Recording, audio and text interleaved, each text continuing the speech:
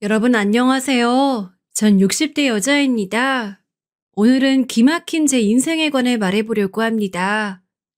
요즘 세상 젊은이들은 고향 의미가 별로 없다고 하던데 맞나요? 전 지금 고향에서 혼자 사는데 마음이 아주 편안합니다. 고향을 떠난 지가 오래되어 늘 그리웠거든요. 제가 정확히 20살 때 떠났으니 몇십 년 만에 다시 왔습니다. 세월이 많이 지나 바뀐 것도 많지만 변하지 않은 것들도 많아 신기했어요. 제 고향은 바다가 보이는 곳인데 바다 앞은 변한 게 별로 없더라고요. 가게들이 많이 있는 곳이 아닌 지역 주민들만 아는 곳은 그대로라 좋아요. 가만히 의자에 앉아 바다를 바라보면 고요하고 편안해서 마음 정리해도 좋답니다. 그동안 사는 게 너무 힘들어서 그냥 세상을 뗄까 생각했던 적도 많거든요. 그런데 버티고 버텼더니 이렇게 좋은 날이 드디어 오네요. 여러분도 힘든 일이 있으면 꼭 제 사연을 생각하며 버티길 바랍니다. 전 해안가에 있는 4남매 중 막내로 태어났어요. 지금 세대랑은 다르게 예전엔 남아 선호 사상이 아주 심했거든요. 그래서 여자인 저는 부모님의 사랑을 받지 못했습니다. 시대가 너무 어려웠을 때라 찢어지게 가난했던 것만 기억이 나요. 배가 고파도 제대로 먹지도 못했고 사는 곳도 엉망이었어요. 방 하나에서 온 식구가 같이 잤던 게 기억이 납니다. 전 돈이 없어 중학교를 나오지도 못했어요. 엄마를 따라 생선을 손질하며 일하기 바빴습니다. 그러다 성인이 되고 얼굴도 모르는 남자와 결혼하게 되었어요. 제 의지로 결혼했던 것이 아니고 집안 어른들끼리 무슨 약속을 했던 것 같았습니다. 그래도 남들은 사진이라도 보고 결혼하던데 전 아무것도 모르고 차를 타고 몇 시간을 달려 시댁에 혼자 도착했어요. 원래도 행복한 어린 시절을 보냈던 건 아니지만 결혼하고는 더 힘들었습니다. 왜냐하면 시집살이가 심해도 너무 심했거든요. 도착하자마자 처음 보는 저에게 가만히 서 있지 말고 뭐라도 하라고 호통치셨던 시어머니의 얼굴이 아직도 기억납니다. 결혼식은 당연히 올리지 않았어요. 아무리 어려운 시절이어도 남들은 결혼식은 올리던데 전 그런 것도 없었습니다. 그냥 도착한 날부터 아무것도 모른 채로 마당을 쓸었던 기억이 나요. 시댁은 우리 집보단 잘 사는 집이었어요. 그렇다고 물론 부자는 더 아니었습니다.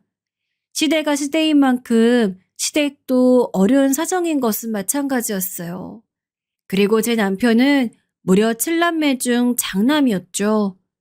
처음 남편을 봤을 땐 사실 기대보다 잘생긴 얼굴에 좋았던 기억이 나요. 우리 남편이 다른 건 몰라도 외모 하나는 잘난 상태였거든요. 아무튼 그렇게 도착한 저는 그때부터 지옥이 시작되었답니다. 시어머니는 큰며느리인 저를 너무 싫어했어요. 듣기론 시어머니가 장남을 결혼시키려고 바닷가에 있는 저를 데려왔다고 하는데 제가 뭐만 하면 마음에 들지 않는다고 하셨습니다. 시아버지는 말씀을 하루에 10마디도 하지 않는 사람이었어요. 시어머니가 제게 밥그릇을 던져도 눈 하나 깜빡하지 않았습니다. 시부모님은 남의 밭에서 농사를 지으셨는데 전 그런 시부모님을 위해서 집에서 새참을 포함한 요리를 혼자 다 해야 했어요. 처음엔 이것 때문에 얼마나 혼났는지 모릅니다. 얘, 넌 무슨 요리를 이렇게 못하니? 집에서 이렇게 가르쳤어? 아니, 살림 잘한다길래 데려왔더니 순엉망이잖아. 이럴 거면 그냥 너희 집으로 가라. 아유, 이것도 음식이라고 만들었어? 어? 안 먹어. 다시 해. 시어머니는 제가 한 요리 한 번도 마음에 들어 했던 적이 없으세요. 매번 사사건건 별로라고 하셨습니다. 매일같이 구박받으며 혼자 밥과 집을 하루에도 몇 번을 왔다 갔다 했는지 몰라요. 그 무거운 음식들을 들고 밭에 가면 시어머니는 제게 먹어보라고 하지도 않았습니다. 배가 고파 먹으려고 하면 손을 치면서 못 먹겠어요. 집에서도 식구들이 밥을 먹을 때 전 옆에 앉지도 못했습니다. 앉을 자리가 없으니 아예 방에 있지 말라고 하더라고요. 혼자 고생하며 9명이 먹을 음식을 만들고 전 입에도 못 대는 상황이었습니다. 이럴 때 남편이 제 편을 들어주었으면 좋을 텐데 그러지도 않았어요. 우리가 뭐 사랑으로 결혼한 것도 아니고 서로 모르던 상태에서 부모님들 약속으로 갑자기 결혼한 거라 서로에 관해 잘 알지도 못했었죠. 시동생이 6명이나 있으니 이 시동생들을 돌보는 것도 정말 많이 힘들었어요. 특히 막내 시동생이 그때 5살 늦둥이였거든요. 시부모님은 그런 막내를 저보고 키우라고 하셨습니다. 그런데 저도 막내로 태어나서 동생이 없던 상태라 아이를 키워본 적이 없거든요. 아이를 낳아본 적도 없는 저는 졸지에 보모가 되어 막내 시동생을 돌보기 시작했어요. 시동생들이 그때 많이 어려 혼자 얼마나 고생했는지 모릅니다. 남편은 도대체 무슨 일을 하는지 집에 붙어 있질 않았어요. 밭일을 돕긴 하는데 그렇다고 매일 돕는 것도 전혀 아니고 너무 궁금해서 뭐 하고 왔냐 물으면 제게 말해주지도 않았습니다. 이런 상황에서 다시 친정으로 도망가고 싶었던 날도 많았어요. 제가 유일하게 친정에 가는 날은 딱 1년에 한 번이었습니다. 설날이 되어야 겨우 친정에 갈 수 있었어요. 아유, 언제 거기까지 가? 벌써 힘들다. 네 고향에 다녀오면 삭신이 쑤셔. 멀어도 너무 멀잖아? 그냥 혼자 가면 안 돼? 왜 굳이 날 데리고 가는 거야? 참나. 어차피 가도 금방 오는데 뭐하러 가? 에이, 그래도 결혼했고 당신이 남편인데 어떻게 혼자 가? 평소엔 당신 집에서 살잖아. 1년에 한 번 가는 것도 싫은 거야? 그러지 말고 가자. 막내도 데리고 가야 하니까 짐은 내가 다 챙길게. 남편은 우리 친정에 가는 것을 극도로 귀찮아했어요. 대놓고 가기 싫단 티를 냈죠. 이런 남편을 어르고 달래 친정에 겨우 도착하면 친정 부모님이 반가워하셨어요. 그래도 제가 결혼해서 사니까 본인들 짐이 덜었다고 하는 말에 저도 괴로워도 버틸 수밖에 없었답니다. 심지어 저는 우리 친정에 갈 때도 막내 시동생을 데려갔어요. 막내도 그쯤 되니 본인 부모인 시부모님보단 저를 더 따랐습니다. 친정에서 시댁을 다시 갈 땐 가끔은 너무 가기가 싫어 눈물이 나오기도 했죠.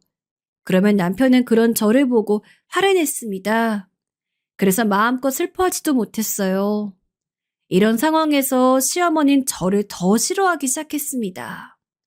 그 이유는 바로 아이 문제였어요. 이상하게 아이가 전혀 생기지 않더라고요. 지금은 시대가 발전해서 검사도 하고 정확히 이유를 알 수 있다고 하더라고요. 그런데 우리 때는 적어도 제가 살던 시댁의 지역에선 정확한 이유를 알지 못했습니다. 그래서 시어머니는 아이를 가지지 못하는 제게 마구 화를 내곤 했어요. 심지어 나중에는 무당을 불러 아이를 생기는 굿까지 했습니다. 이때는 동네 사람들이 다 우리 집에 와 쳐다보았어요. 내가 비싼 돈 들여 무당까지 불렀는데 왜 아이를 못 가져? 어? 이게 다 너 때문이잖아. 네가 우리 장남기를 자꾸 죽이니까 아이가 오르다가도 못 오지. 시댁에 잘하고 복을 쌓아야 하는데 너 아는 거 보니 하늘에서 분노해서 애를 안 주는 거다. 아유. 시어머니는 제가 굿을 하라고 한 것도 아닌데 혼자 무당을 물러놓고 제 탓을 하기 바빴습니다. 제가 일부러 아이를 가지고 싶지 않아 그런 것도 아닌데 억울했어요. 애초에 남편이 집에 잘 들어오지 않았거든요. 남편은 제멋대로 본인이 하고 싶은 대로 사는 자유로운 영혼이었습니다. 이런 상황은 둘째 도련님이 결혼하며 더 안 좋아졌어요. 둘째 도련님은 옆 동네에서 자란 동서와 결혼했는데 동서는 집이 조금 여유 있는 집이었습니다. 찢어지게 가난한 우리 친정과는 정반대였죠. 그래서 시댁에도 과일이나 고기 같은 것들을 자주 들고 왔어요. 그런 동서를 보고 시어머니는 대놓고 차별하셨습니다. 쓸모도 없는 큰 며느린 싫은데 이렇게 복덩이로 둘째 며느리가 들어왔다고 제 앞에서 말씀하셨어요. 당연히 저도 사람이라 상처받았는데 티를 낼 수도 없었어요. 동서는 얄밉게 제게 형님 괜찮냐고 묻더라고요. 차라리 아무 말 하지 않는 게 저를 도와주는 거라는 걸 전혀 모르는 것 같았습니다. 대놓고 동서와 비교되어 속상하던 찰나 시어머니의 편애가 더 심해지게 된 계기가 발생했어요. 바로 동서가 저보다 먼저 임신하게 되었거든요. 결혼은 제가 2년이나 먼저 했는데 아이는 동서가 먼저 가지니 시어머니는 대놓고 저를 싫어하기 시작했어요. 며느리 잘못 데려왔다고 어찌나 하소연하던지 귀가 따가울 지경이었습니다. 게다가 동서가 낳은 아이의 성별은 남자아이였어요. 우리 땐 여자아이를 낳으면 출가 외인이라고 싫어했습니다. 텔레비전에서 나오는 뉴스를 보니 요즘은 그렇게 딸을 원한다 하더라고요. 우리 세대에는 아들을 낳지 못하면 신부님께 눈치가 보이던 상황이었어요. 아무튼 동서가 아들을 낳으니 신부님은 대놓고 둘째 부부를 좋아하더라고요. 동서네 집이 여유 있어 아기를 데려오며 고기까지 들고 오니 너무 예뻐했습니다. 동서가 결혼하고 아기를 낳으며 전 친정에 갈 수가 없었어요. 신부님이 곧 동서가 오니 어디 가지 말고 요리나 하라고 그랬거든요. 저도 그렇게 참다가 언제 한 번은 속상해서 동서와 싸웠던 적이 있긴 합니다. 형님, 근데 형님은 왜 아이를 안 가지세요? 제 주변에 결혼하고 아이 안 가지는 부부는 형님 부부밖에 없거든요. 혹시 건강이 안 좋으신가? 그러면 제가 아빠한테 부탁해서 한약이라도 드릴까요? 아이 잘생기는 한약이 있다 하더라고요. 전 먹을 필요가 없지만요. 동서, 왜 그런 말을 해? 우리 부부 아이 문제는 내가 알아서 할게. 지금 동서가 아들 낳아서 시부님이 대놓고 편안히 눈에 보이는 게 없어? 내가 그래도 동서보다 윗사람이야. 똑바로 행동해. 어머, 아, 형님, 저는 그냥 좋은 의도로 말한 건데 왜 그러세요? 당황스러워요.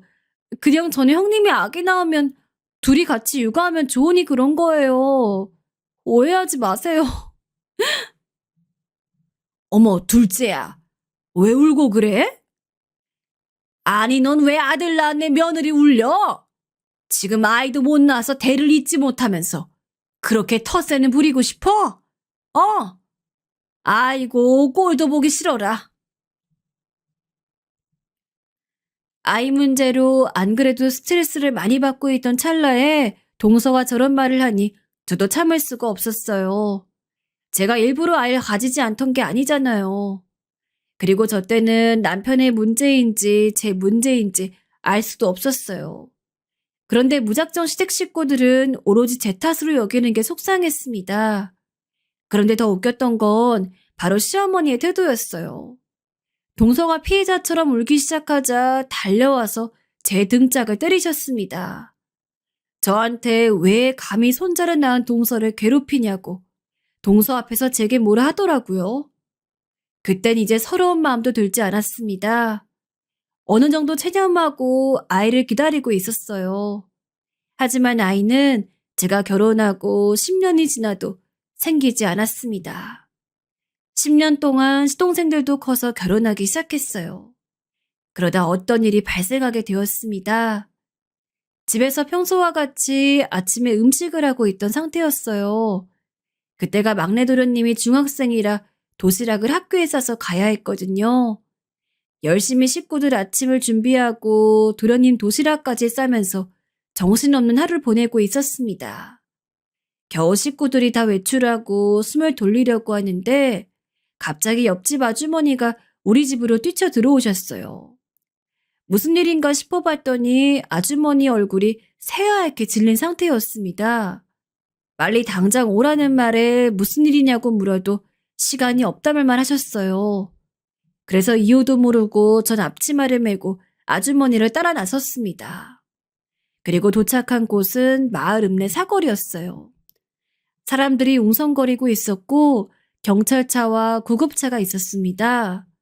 무슨 일이 일어났다는 사실을 깨닫고 심장이 쿵쾅거리기 시작했어요. 그리고 시어머니와 시아버진 이미 그 장소에 도착해 있었습니다. 아이고, 내 아들. 아이고, 이를 어째. 아유, 불쌍한 내 새끼. 죽으려면 혼자 죽지. 왜 내 아들하고 며느리 죽여? 이 사람아, 내 아들 살려내. 살려내라고. 시어머니가 땅을 치며 울고 있길래 다가갔는데 전 바닥에 누워있는 사람을 보고 깜짝 놀라 그 자리에 주저앉게 되었습니다. 바로 바닥에 피를 흘리며 누워있던 사람은 다섯째 서방님과 동서였어요. 알고 봤더니 대낮에 음주운전을 한 화물차 운전자 때문에 서방님과 동서는 그만 그 자리에서 하늘로 가게 되었습니다. 평소 다섯째 서방님과 동서는 가족 중에 제일 점잖고 조용한 사람들이었어요. 그래서 제가 동서들이 3명이 있는데 그중 제일 좋아하던 동서였습니다. 저를 형님으로 대접해주며 참 살가운 동서였거든요. 그런데 결혼하고 3년도 되지 않아 이렇게 허망하게 하늘로 갈 줄은 전혀 몰랐어요. 더 문제는 바로 그런 부부에게 아이들이 있다는 거였어요. 자식이 한 명도 아니고 무려 쌍둥이 아들이 있었거든요. 운전자석과 조수석에 앉은 서방님과 동선 그대로 목숨을 잃었는데 기적적으로 뒤에 있던 쌍둥이들은 살 수가 있었습니다. 몸집이 워낙 작기도 했지만 이건 기적이라고 의사가 말했어요. 쌍둥이들의 나이는 갓 돌을 지난 아주 어린 상태였습니다. 갑작스런 죽음에 우리 시댁은 난리가 났어요. 그리고 장례가 끝나고 현실적인 문제를 해결하려고 한자리에 모이게 되었습니다. 죽은 서방님과 동서는 너무나도 안타깝지만 당장 쌍둥이를 어떻게 할지가 더 문제였어요. 동서는 고아라서 부모님이 없었고 형제 자매도 없었거든요. 쌍둥이들을 보육원에 보내야 할지 말지 걱정이었는데 그 순간 시아버지가 제게 말했어요.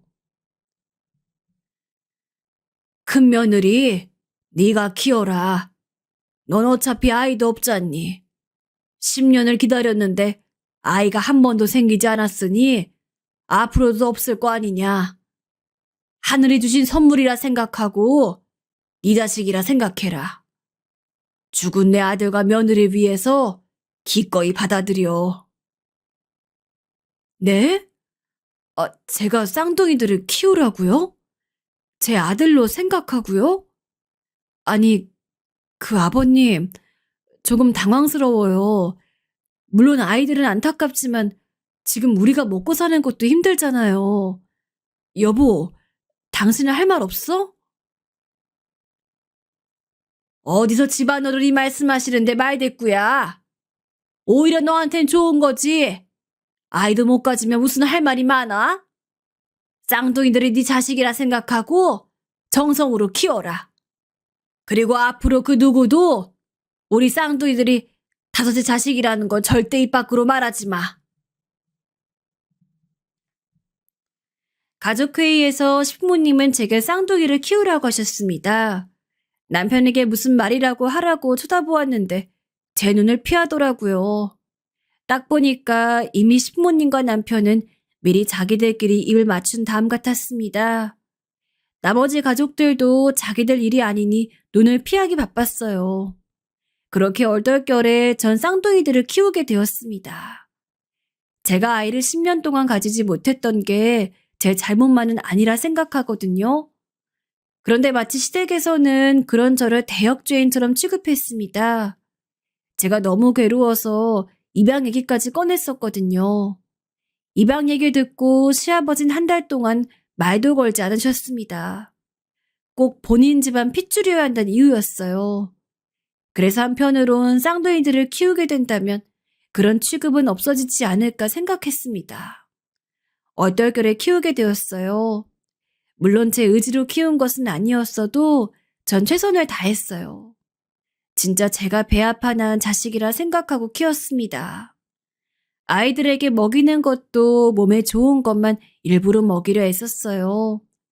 남편은 여전히 집에 잘 들어오지도 않았고 저 혼자 돌쟁이들을 키우느라 착신이 쑤셨습니다. 아무리 시동생들이 독립해 나갔어도 집안일은 줄지를 않았거든요. 종일 집안일하고 신부님의 밭일을 돕느라 몸이 안 그래도 하나가 모자랐는데 아이들까지 돌보려니 정신이 없었습니다. 차라리 한 명이면 그냥 업고 제 일을 할 텐데 아이가 쌍둥이라 둘이잖아요. 그래서 너무 힘들고 괴로웠습니다. 이런 저를 도와주는 사람은 전혀 없었죠. 심지어 둘째 동선 제게 뭐라고 했는지 아세요? 형님, 그런데 그러면 장손은 지금 쌍둥이들이 되는 건가요?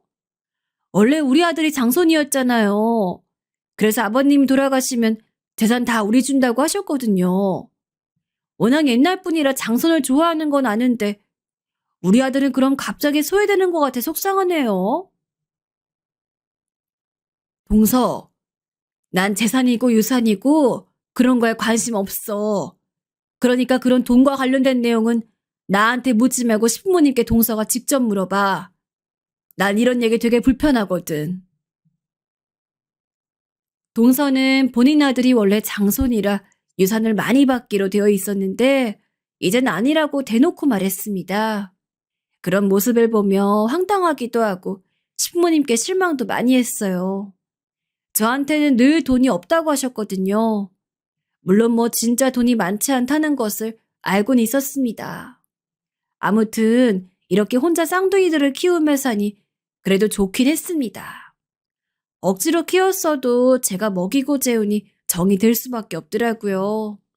힘들어도 웃는 모습을 보면 힘든 게 사라져서 어찌나 좋았는지 모릅니다. 이젠 완전히 제 자식이란 생각이 들었어요. 쌍둥이 아들을 키우며 참 많은 일이 일어났어요. 시아버지가 갑자기 병에 걸려 쓰러졌거든요. 그래서 집에 누워만 있던 시절도 5년이었습니다. 그런 시아버지의 병간호도 제가 다 했어요. 시어머니인 시아버지가 쓰러지자 본인도 아프다고 옆에 누웠습니다. 집에 돈을 벌어오는 사람이 없자 안 그래도 가난했던 시댁이 더 가난해졌습니다.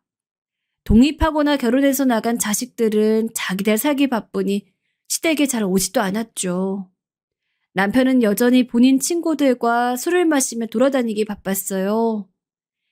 결국 저는 혼자 신부님을 간호하며 소일거리를 하기 시작했습니다. 쌍둥이들을 키우면서 일하는 게 결코 쉬운 일은 아니거든요. 이때를 생각하면 아직도 한숨이 나올 정도랍니다. 그러다 더 놀라운 일이 발생했어요. 시아버지가 돌아가시고 생긴 일이랍니다. 시아버진 5년의 투병 끝에 노안과 병세가 겹쳐 돌아가셨어요. 시아버지가 돌아가시고 그래도 병간호를 더 안 해도 된다는 생각에 나름 해방감이 들더라고요. 그런데 장례식이 끝난 직후 집안이 뒤집히게 되는 사건이 발생했습니다. 바로 그 사건의 주인공은 막내 시동생이었어요. 제가 처음 시집 와서 늦둥이 막내 시동생을 키웠다고 했잖아요. 그 시동생은 어느덧 커서 성인이 된 상태였습니다. 막내 시동생을 보면 마음속으로 얼마나 뿌듯했는지 몰라요. 제가 엄마처럼 졸졸 쫓아다니며 도시락까지 싸들고 다녔으니까요. 심지어 신부님은 참석하지 않아도 제가 졸업식이며 학부모 회의며 참석하기까지 했어요. 거의 제 자식이나 다름없는 상태였습니다. 그런 막내가 갑자기 어떤 짓을 저질렀는지 아세요? 장례식이 끝나고 가족들끼리 명절에 모인 상태였는데 막내가 품에 아기 한 명을 데리고 왔어요. 그러더니 폭탄 발언을 하기 시작했습니다. 얘가 내 딸이래요. 여자친구가 저한테 아기를 주더니 저보고 알아서 키우라고 하고 도망갔어요. 어떡해요? 나 얘 못 키워요. 대학도 다녀야 하고 군대도 가야 하고 앞으로 인생이 얼마나 많은데요. 막내의 말에 우리 시댁 가족들은 할 말을 잃었어요. 그동안 여자친구가 있다는 것은 알았는데 얼마 전에 물어봤을 때는 분명히 헤어졌다고 했거든요. 알고 봤더니 여자친구가 임신해서 아이를 주고 도망갔다는 거였습니다. 막내 시동생은 아이를 들고 우리에게 어떡하냐고 물었어요. 순간 저는 또 제게 아이를 키우라고 할까 두려웠습니다. 그래서 먼저 보육원 얘기를 꺼냈어요. 그랬더니 막내가 갑자기 울면서 제게 빌기 시작했습니다. 형수님, 제발 키워주시면 안 될까요? 다섯째 형제 쌍둥이들도 형수님이 키우고 있잖아요. 네? 제 딸도 형수님이 키워주세요. 대신 제가 절대 이 은혜 잊지 않을게요. 저 고등학교 때 얼마나 열심히 공부했는지 누구보다 형수님이 알잖아요. 그 고생해서 겨우 대학 왔는데 제발요. 네? 그래. 우리 아들이 저렇게 울며 비는데 네가 키워라. 원래 한 번이 어렵지 두 번이 어려워? 그냥 키워라. 어차피 딸이라 대충 키워도 되겠네. 네 운명이라 생각하고 받아들여. 막내 도련님은 울면서 제게 빌고 시어머니는 그런 본인의 아들이 안타까운지 제게 아이를 키우라고 하셨어요. 그런데 아이를 키워보신 분들은 아시겠지만 절대 쉬운 일이 아니잖아요. 우리 가족이 그때 여유롭게 살면 모르겠는데 가난해서 돈이 없던 상태였거든요. 전 하루에 한 끼만 먹으면서 쌍둥이들 먹일 요리를 하느라 얼마나 힘들었는지 모릅니다. 겨우 시아버지의 병간호에서 벗어났더니 다시 신생아 육아가 올 줄은 몰랐어요. 쌍둥이들 나이가 그때 6살이라 이제 조금 숨통이 트였거든요. 신생아 키우는 게 보통 힘든 일이 아닌데 억울하고 분했습니다. 옆에 있는 남편은 갑자기 눈을 감더니 아무 말도 하지 않더라고요. 결혼하고 도움이 한 번도 되지 않던 망할 놈이었어요. 아기 키우는 게 쉬운 일이 아니잖아요.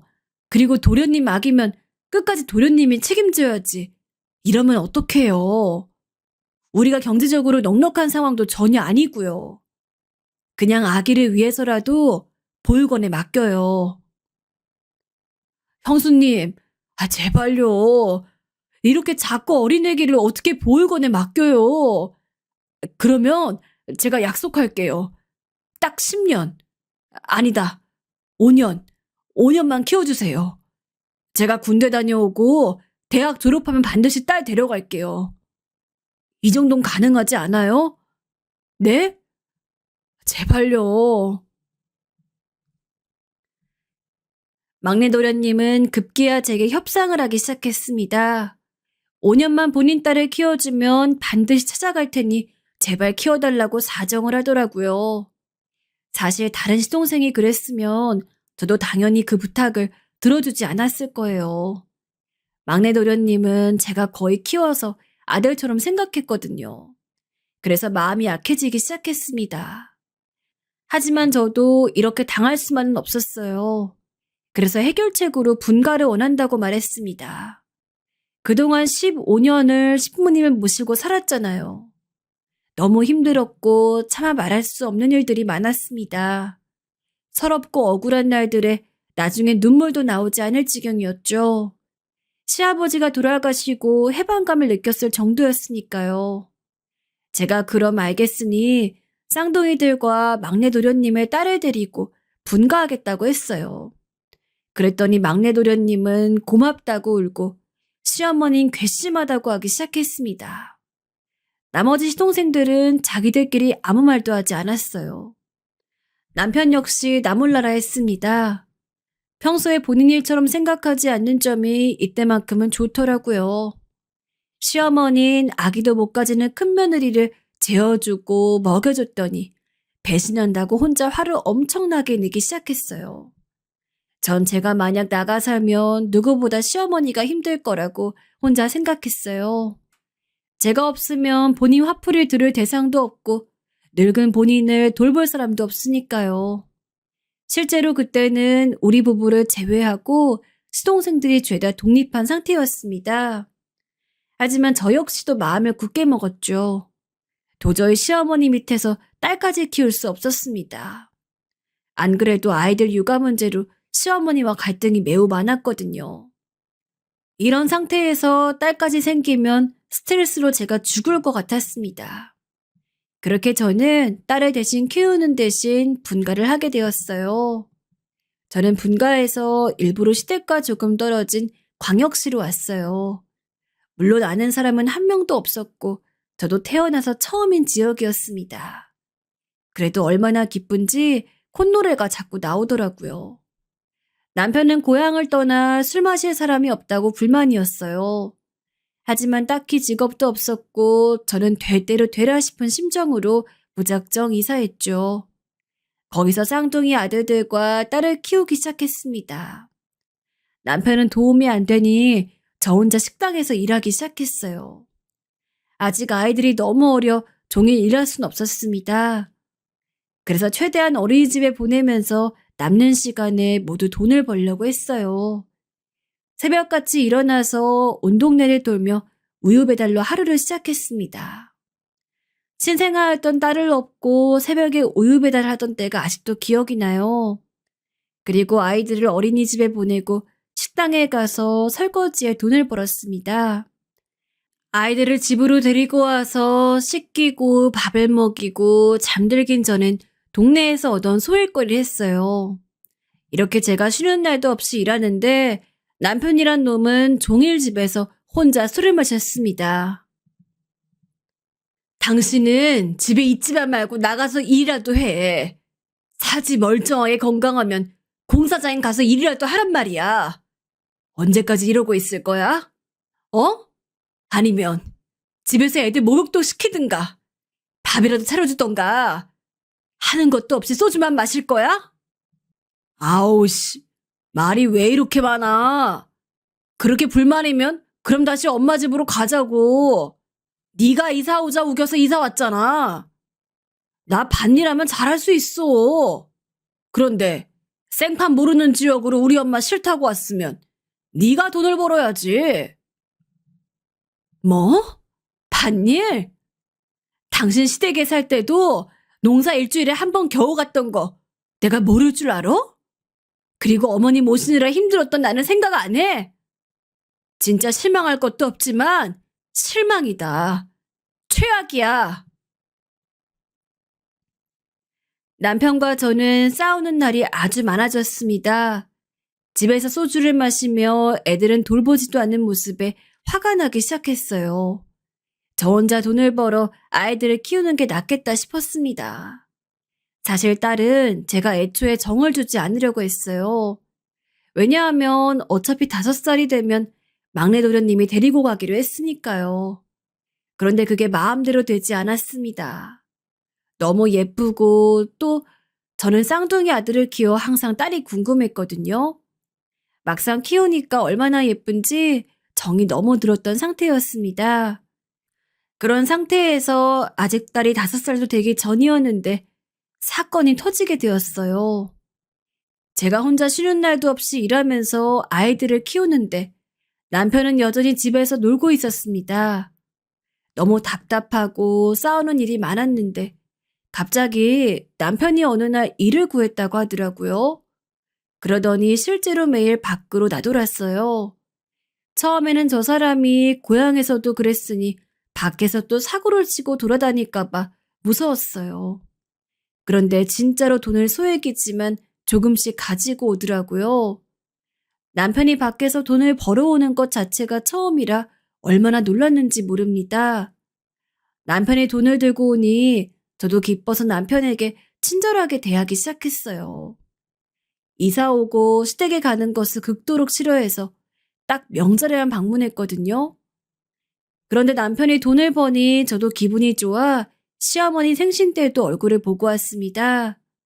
이제 드디어 남편이 정신을 차렸다 생각했어요. 하지만 이것도 1년이 지나지 않아 산산조각이 나게 되었답니다. 왜냐하면 알고 봤더니 남편은 바람을 피우고 있었더군요. 그것도 동네 술집 마담하고 사랑에 빠졌더라고요. 거기서 술 마시며 놀다 눈이 맞았고 마담이 돈이 많으니 용돈을 줬다고 하더라고요.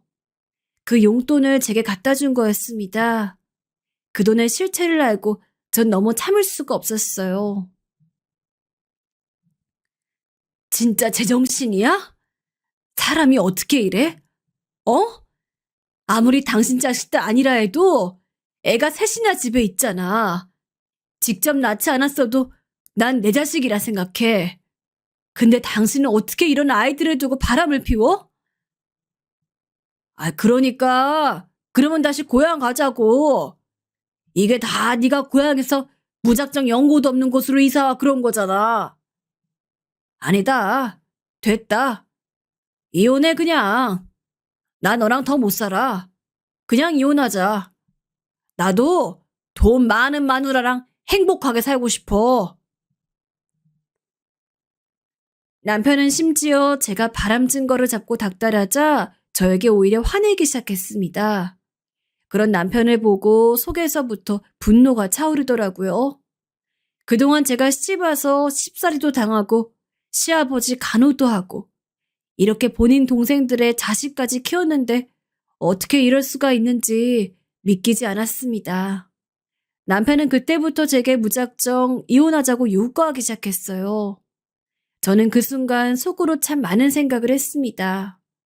어차피 남편과 이런 상태로 살면 지옥이었어요. 저도 제 인생을 살고 싶더라고요. 그런데 아이들이 눈에 밟히기 시작했습니다. 쌍둥이들은 제 자식이라 생각하고 최선을 다해 키웠거든요. 또 딸도 5살이 되어도 막내 도련님에게 보내지 않고 제가 키우려고 했었어요. 그런데 남편하고 이혼하게 되면 아이들을 어떻게 해야 할지 문제였죠. 제 이런 소식을 듣고 친정엄만 그냥 시댁에 아이들을 주고 오라고 하셨어요. 그냥 제 인생을 살라고 하셨습니다. 저도 머리론 어차피 저랑 피 한 방울 섞이지 않은 아이들이니 주고 오고 싶었어요. 하지만 낳은 정보다 무서운 게 키운 정이라고 하잖아요. 제가 배 아파 낳은 자식은 아니더라도 기저귀 갈고 밥도 만들어 먹이며 열심히 키운 제 아이들이었습니다. 제가 아이들을 키우고 싶다니까 친정엄마는 저보고 미쳤다고 말씀했어요. 엄마의 말이 이해되지 않던 것은 아니었습니다. 하지만 이미 제가 키우고 어려운 시절을 함께했던 아이들을 버릴 순 없었어요. 엄마는 그러면 딸이라도 막내 도련님에게 주고 오라고 하셨습니다. 하지만 그것도 그럴 수가 없더라고요. 이 얘기를 듣는 여러분도 제가 이해가 안 될 수 있어요. 그러나 그때의 제 선택은 너무나도 완고했어요. 결국 저는 아이들을 제가 키우는 것을 결심했습니다. 사실 저는 남편과의 이혼은 해방감이 느껴져 오히려 좋았어요. 남편은 남편 역할도 아버지 역할도 제대로 못하던 사람이었습니다. 실제로 이혼하고 남편의 식비나 술값이 들지 않으니 조금이라도 더 아낄 수가 있었죠. 물론 아이들을 진짜 제가 혼자 봐야 하는 상황이라 당연히 힘들었습니다. 혼자 아이 셋을 키운다는 게 얼마나 힘든지 아시죠? 설상가상으로 남편과 바람이 났던 그 마담은 동네에서 아주 마당발이라 모르는 사람이 없었어요. 그래서 전 동네를 떠나 이사까지 가게 되었습니다. 나중에 이사 오고는 헛웃음이 나왔어요. 도대체 제 인생은 왜 이런 걸까? 한숨이 나왔어요. 형수님, 큰형하고 이혼했다는 말 들었어요. 그러면 혹시 수영이는 어떡하죠? 제가 지금 데리고 가고 싶어도 학교 다니고 있어서 그럴 수가 없거든요. 그 5살 되면 데리고 간다 하긴 했는데 형한테 들으니까 형수님이 키운다고 하시더라고요. 도련님, 수영이 이제 제 딸이에요. 제가 제 자식이라고 생각하고 평생 키울 테니까 도련님도 도련님 인생 사세요. 애를 데려간 마당에 제가 뭐 괴롭힐 거라고 생각하는 건 아니죠? 도련님도 내가 얼마나 열심히 키웠는데요. 아무튼 보고 싶으면 연락 주세요. 제가 이혼했다고 하니 막내 도련님께 연락이 왔어요. 도련님은 우리 딸의 행방을 궁금해했죠. 웃겼던 점은 저러고 연락이 평생 없었습니다. 만약 진짜 본인 딸을 사랑했거나 궁금했으면 어떻게든 몇 번이라도 봤을 텐데 그러지 않더라고요. 처음부터 끝까지 시댁 식구들은 어쩜 하나같이 저런지 모르겠습니다. 이혼 얘기 듣고 시어머니에게도 연락이 왔었어요. 시어머니는 이미 몸이 건강하지 않아 많이 아팠습니다. 그런데도 기력이 어디서 난 건지 제게 고래고래 소리 질렀어요. 불쌍한 자기 장남이 저를 만나 인생이 망했다고 원망하더라고요. 사람을 잘못 만나 고생한 건 남편도 아니고 저라 말하고 전화를 끊었습니다. 이제 더는 노망난 시어머니를 보지 않아도 된다 생각하니 얼마나 기뻤는지 몰라요. 그리고 저는 시댁 식구들과의 인연을 완전히 끊었습니다. 전화번호도 바꾸고 아예 지역도 바꿔 그들은 저를 찾고 싶어도 못 찾는 상태가 되었죠. 이사 와서 처음부터 시작하려니까 막막했어요. 그래도 제가 키운다 해서 데리고 왔는데 굶길 순 없었어요. 그래서 정신을 똑바로 차리고 일하기 시작했어요. 그렇게 혼자 단칸방에서 아이들을 키우며 참 힘들었습니다. 누구 하나 저를 도와주는 사람이 없었어요. 아이들이 다 학교에 가면서 전 가게를 하나 열었습니다. 제가 고향이 바닷가라고 했잖아요. 그래서 작은 생선구이를 파는 식당을 했어요. 아이들을 학교에 보내고 바로 식당 문을 열어 밤늦게 문을 닫았습니다. 물론 몸이 너무 아팠지만 병원에 갈 시간도 없었어요. 그렇게 열심히 몸이 망가져가며 일하니까 그래도 단골이 늘었습니다. 힘들게 일해 아이들을 키우는데 쌍둥이들이 중학생 때 사고를 얼마나 쳤는지 몰라요. 엄마, 엄마 몸에서 생선 냄새 난다고 애들이 싫어해. 그러니까 학교로 찾아오지 마. 선생님께 엄마 안 온다고 했는데 엄마가 오면 어떡해? 진짜 창피하다고. 내가 오지 말라고 했는데 왜 와? 맞아. 안 그래도 우리 아빠 없다고 놀림받는단 말이야. 그런데 엄마마저 그러면 어떡해? 창피하니까 밖에서 아는 척하지 마. 아들들은 제가 생선구이 가게를 하니까 냄새가 난다고 싫어했어요. 특히 학교에 찾아오는 것을 극도로 싫어했습니다. 전 제가 혼자 아이들을 키우니까 아이들에게 신경을 제대로 써주지 못해 항상 미안했거든요. 그래서 학부모 상담이 있으면 반드시 참석하려고 노력했어요. 그런데 아들들의 반응이 너무 별로라 그다음부터는 가지 않았습니다.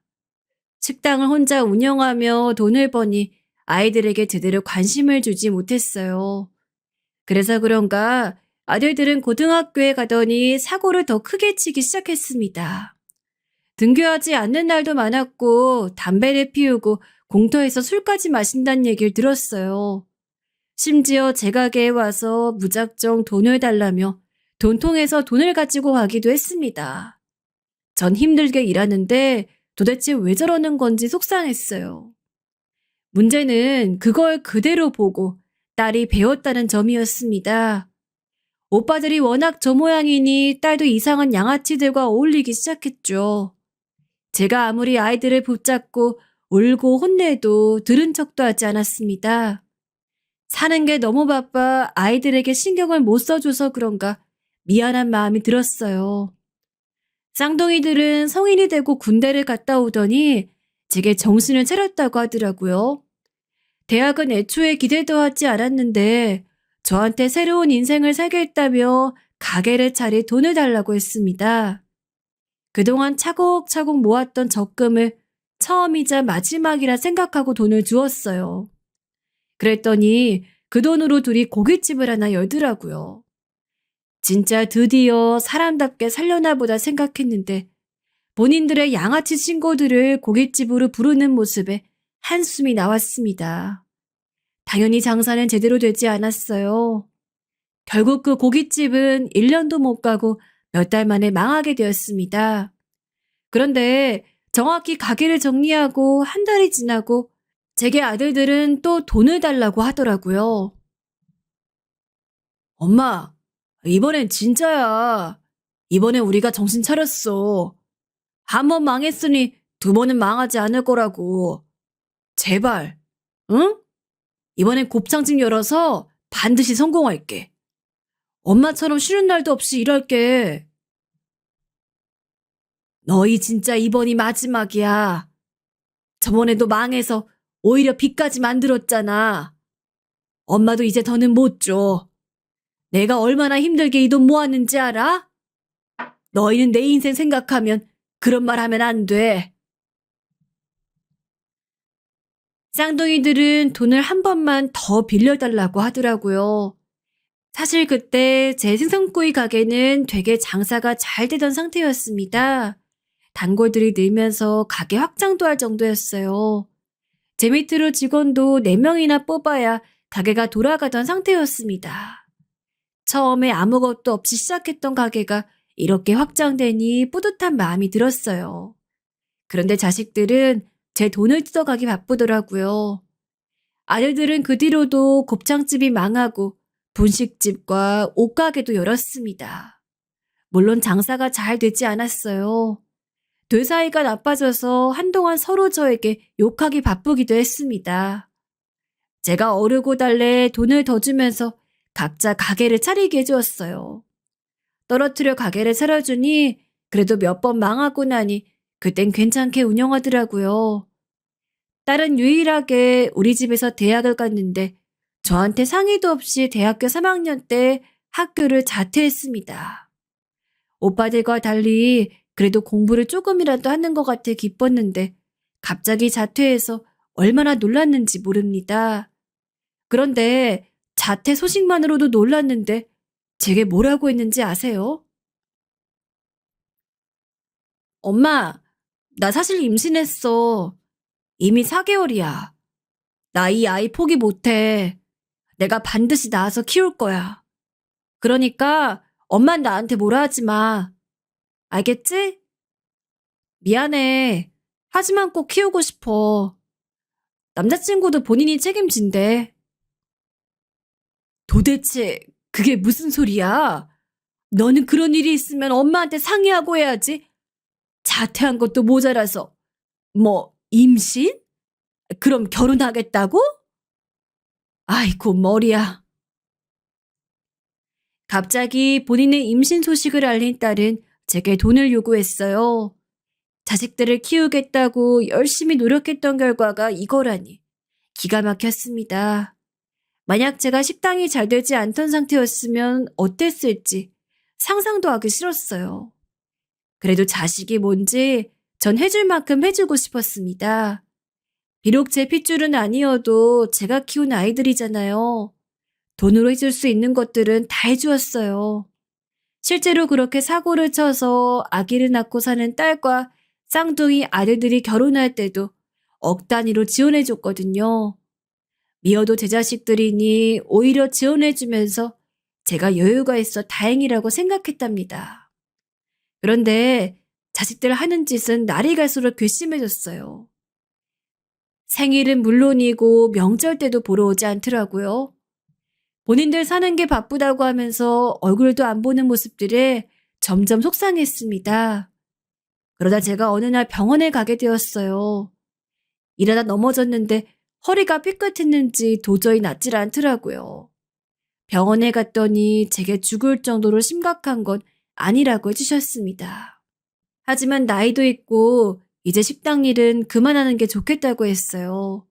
저도 마침 이제 식당 일은 그만하려고 했거든요. 그래서 알겠다고 하고 제가 아프단 소식을 자식들에게 알려줬습니다. 병원에 입원한 상태로 다른 환자들을 보니 면회 오는 자식들이 많더라고요.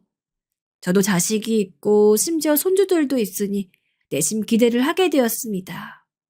그런데 이놈의 자식들이 제가 2주를 입원했는데 한 번도 저를 보러 오지 않았어요. 순간 배신감에 사무치기 시작했습니다. 마지막 날에 태어나기 전날 밤, 전 아주 많은 생각이 들었어요. 처음 시집을 오던 순간부터 그동안 살아왔던 모든 인생이 머리 스쳐 지나가기 시작했습니다. 제가 제 몸은 건사하지 못한 상태로 자식들에게 아낌없는 지원을 했잖아요. 그런데 자식들은 이런 식으로 저를 돌보지 않는 모습에 갑자기 제 인생이 슬퍼졌습니다. 내가 배 아파 낳은 자식들이 아니어도 그동안 사랑으로 또 금전적으로 해줄 수 있는 것들은 다 해주었잖아요. 그래서 전 굳게 결심하고 태어나고 집으로 자식들을 불렀습니다.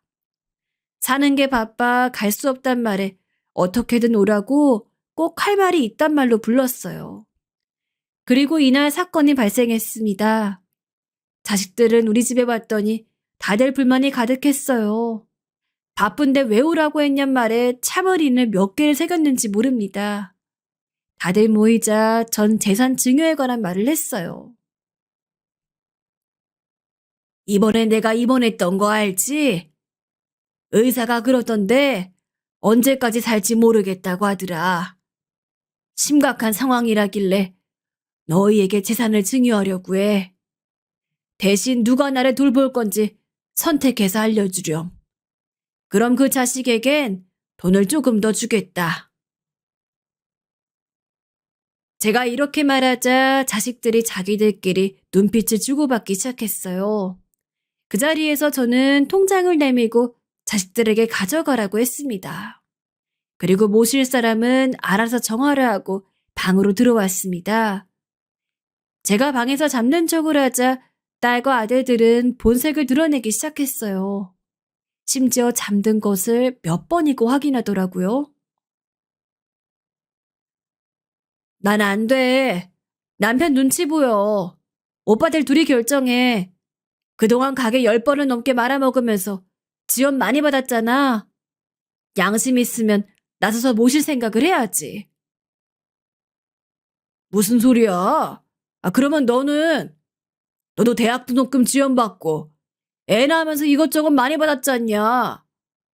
아니다 됐다. 엄마 그냥 강원도 산골 요양원으로 보내자. 어차피 우리한테 전 재산 준 거면 돈도 없을걸? 그래. 무슨 우리가 집에서 모셔? 됐어. 그냥 요양원 보내고 깔끔하게 정리하자.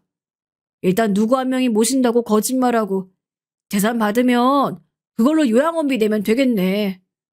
엄마가 이렇게 돈이 많았어? 자식들의 말에 전 눈물도 나오지 않았습니다. 배신감에 온몸이 떨렸어요. 그리고 당장 일어나서 자식들 앞으로 갔습니다. 혹시나 해서 조금이라도 기대했던 제가 너무 바보 같더라고요. 아이들에게 그동안 지원해줬던 것도 너무 후회되기 시작했습니다. 일어나서 밖으로 나가니 제가 잠든 줄 알았던 자식들은 깜짝 놀라더라고요. 자식들은 서로 눈치를 보며 모실 사람을 아직 정하지 못했다고 말했습니다. 서로 은근히 오히려 떠넘기려는 모습이 보였어요. 순간 화가 나서 준비한 말을 마구 내뱉기 시작했습니다. 뭐? 요양원? 너희가 그게 나한테 할 말이니? 그동안 받아간 돈이 얼만데 너희가 나한테 이래? 너희 내가 낳은 자식도 아니다. 그래도 책임감으로 키웠더니 뭐? 이 망할 놈들아. 그 재산이 다인 줄 알았지? 전혀 아니야. 남은 돈만 30억이다. 너희 사는 아파트 죄다 4명이니까 가져간다. 남은 재산으로 나는 평생 먹고 살 거야. 어?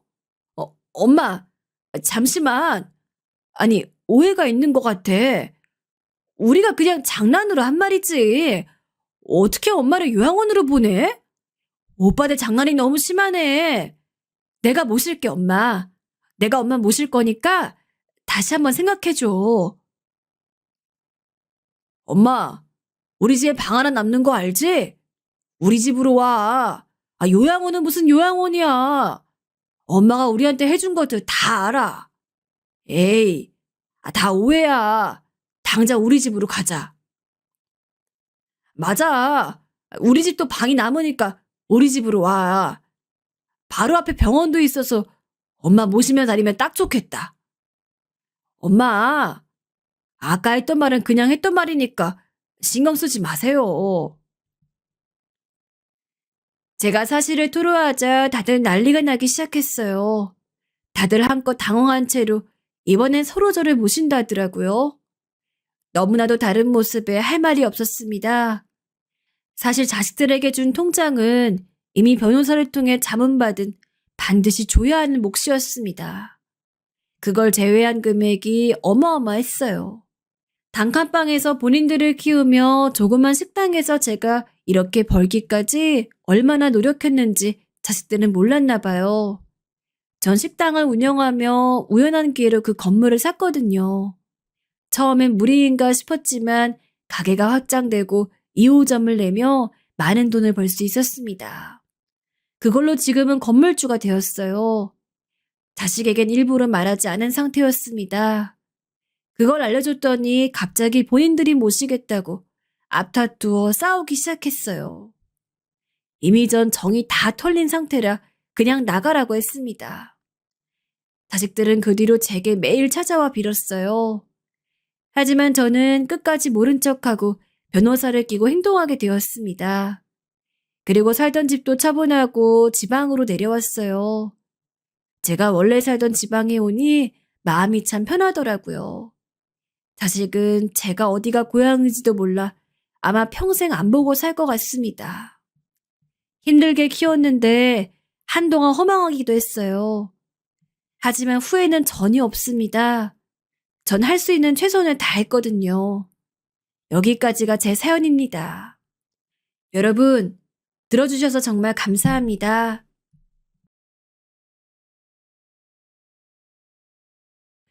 안녕하세요. 저는 50대 아줌마 김아정이라 합니다. 여기 사연 채널 들으면서 요즘 적적한 일상에 많은 위로받고 있어요.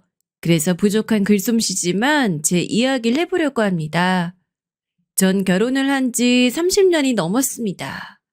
적지 않게 결혼 생활 해오면서 참 많은 일들을 보고 겪었는데 요즘 이맘때만 되면 전 영원히 잊을 수 없는 어떤 한 사람이 떠오릅니다. 오늘은 그 사람 이야기를 해보고 싶습니다. 결혼을 하게 된 것에 별 이유는 없었습니다. 요즘 드라마 같은 곳에서 많이 나오는 운명 같은 만남이라든가 그런 것과는 영 연이 없는 여편네입니다. 저희 부모님은 원래 시골에서 사셨고 저도 고등학교 때까지만 해도 시골에서 살다 20살이 되면서 서울에서 홀로 지내게 된 상황인데 시골 부모님답게 얼른 결혼해서 애 낳아라 라는 이야기를 귀에 인이 박히도록 하셨습니다. 결혼 같은 거 죽어도 하기 싫다고 소리소리 지르면서 부모님과 싸운 적도 있었어요. 지금이야 여자들이든 남자들이든 결혼을 안 하거나 늦게 하는 게 보편적이었지만 저 때만 해도 여자가 20 후반이 되었어도 결혼을 안 하면 노처녀 소리 듣기 십상이었거든요. 아정씨 결혼할 사람 없어? 그러다가 영영 혼자 늙는 거 아니야? 주변 사람들한테 걱정이랍시고 힐난 어린 농담을 듣는 것도 일상이었습니다. 솔직히 결혼을 하게 된 건 주변 사람들 때문인 게 커요. 저런 헛소리도 결혼하면 더 이상 안 듣겠지 싶은 마음에 본격적으로 결혼할 사람이 있는지 찾아봤거든요. 그러다 지금의 남편을 만나게 되었습니다. 남편은 전형적인 경상도 남자예요. 무뚝뚝하고 예쁜 말이라곤 할 줄도 모르고 처음에는 남편이 너무 무심한 게 아닌가 싶어서 이 남자와는 결혼하면 안 되겠다 싶었지만 그래도 오래 사귀다 보니 그 무심함 속에 어느 정도 다정함이 녹아있긴 하더라고요. 뭐 계속 보다 보니 나쁘진 않네. 그런 생각을 하면서 연애를 하고 있을 무렵 제가 당시 남편과 연애 중인 것을 안 부모님은 정말 하루가 멀다 하고 전화하셨선. 아니, 그냥 너 잘 지내나 궁금해 전화 걸었다. 근데 그 남자랑은 언제 결혼할 예정이니? 라며 은근히 결혼을 독촉하곤 했습니다. 말이 제 걱정이지 그냥 제 걱정하는 척하면서 빨리 결혼하라고 권유하는 거랑 똑같았어요. 그래서 반쯤은 남편에 대한 정과 사랑으로 반쯤은 저에게 결혼을 독촉하는 세상 때문에 연애 1년 만에 결혼을 하게 되었죠. 저나 남편이나 집이 넉넉지 않아 예쁜 드레스를 입지도 못했습니다. 그때야 지금이랑 달라 예식장이랄 것도 그리 화려하지 않았지만 저희는 그런 예식장에서 식을 올릴 만한 처지도 안 됐어요. 그래서 혼인신고만 했습니다. 말이 애인이지 사실 친구는 다름없이 지내오던 터라 한순간에 갑자기 여보자기하는 부부가 되었다니 실감이 안 나기도 했지만 일단 확실히 결혼을 하고 나니 왜들 그렇게 저보고 결혼 노래를 불렀는지 알겠더라고요. 혼자일 때와는 다른 안정감, 집에 와도 나와 평생을 같이 해줄 사람이 있다는 건 진짜 결혼을 하지 않으면 느낄 수 없는 감정인 것 같았습니다. 뭐 요새 사람들이 인생 다 혼자 사는 거라고 해도 결국 정말 내 곁에 아무도 없이 외딴 섬처럼 쓸쓸히 살아야 한다면 너무 외롭고 힘들 것 같거든요. 그런 면에서 남편이란 존재는 죽을 때까지 함께하는 동반자와 같으며 마침 제 남편도 살가운 표현은 못하지만 알게 모르게 절 신경 쓰고 걱정하는 게 눈에 드러나는 사람이었던지라 내심 결혼하길 잘했네라고 생각했습니다. 입 밖으로 꺼내진 않았지만요. 처음 결혼을 했을 땐 저랑 남편 모두 직장이 서울에 있었기에 서울에서 쭉 살았습니다. 그리고 솔직히 시골로 가봤자 당시 젊은 사람들이 마땅히 돈을 벌 거리도 없었고요. 남편과 저 각자 열심히 일하면서 생활비도 모아 쓰고 남은 용돈 같은 건 집으로 보내기도 하면서 그렇게 개미처럼 일만 하고 있었을 때였습니다. 여보, 진지하게 할 이야기가 있어. 남편이 평소 그렇게 무거운 표정으로 말을 거는 사람이 아닌데 그날따라 영 표정이 꺼림칙하고 어둡더라고요. 무슨 일 있어? 당신 표정이 너무 안 좋은데? 이런 이야기하기 미안한데 우리 시골로 가서 살면 안 될까?